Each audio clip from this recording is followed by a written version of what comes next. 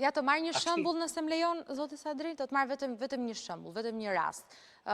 Shqipëria u përfaqësua në Bordin e Paqes së Shtetit Bashkuara të Amerikës, vajti në Washington me kryeministrin Edi Rama, gjë e cila u votua nga parlamenti. Pra u votua nga parlamenti që Shqipëria do të jetë pjesë dhe si përfaqësues do të jetë kryeministri. Ndërkohë, në rastin e Kosovës, Kosova përfaqësohet me presidenten Osmani.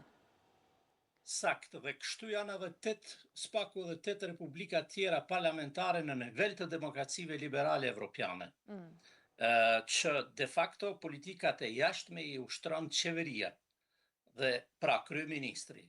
Natyrisht i mbështet me kompetencat që ka dhe presidenti në Republikën e Kosovës, sidomos në emrimin e ambasadorëve tjerë, por janë ma tepër natyrës formale. Egocentrizmi të pruar i zonjës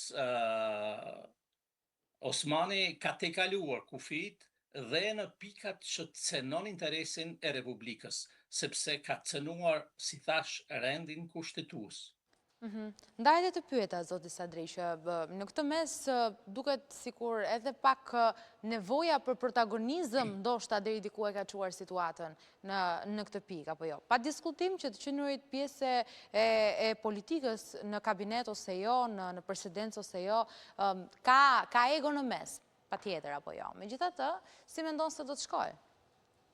Unë kam përshtypjen se kjo presidente ka qenë skandaloze prej fillimit, që është e vërteta, por ishin mbyllur syt për shumë çka. Qëndrimet e saj janë dukur kryesisht korrekte në të gjitha daljet. Unë kam pas rastin të njihem edhe me presidentin Sejdiu, i cili e ka ofruar fillimisht, po edhe me të tjerët, kjo ka qenë kudo ku ka shkuar kështu. Ka helmuar terrenin dhe në fund ka përmbyllur raportet edhe me partinë që kishte krijuar vetë, me partinë Guxo. Ndërkaq Partia Demokratike e Kosovës kishte paralajmëruar shumë qartë se rikandidimi i saj do ta detyronte të rrinte jashtë sallës. Pra u pamundësua propozimi një kandidati konsensual, sepse sistemi ynë politik që është e vërteta imponon marrëveshje politike, që nën kupton president me marrëveshje. Kjo është si është ABC-ja e sistemit politik të Kosovës. Se është interesant edhe një detaj tjetër, që edhe në raport me kryeministrin Edi Rama, zonja Osmani ka pasur marrëdhënie më të mira, duhet thënë. Fillimisht jo. Pak më mbrapa, kur filluan ato, po e quaj cicmice, i themi ne, me zotin Kurti. Kur bën një armik të përbashkët Kurtin, u bashkuan. Pra, nevojat imediate personale i bashkoj. E shikon Rama po thoni si armik Kurtin?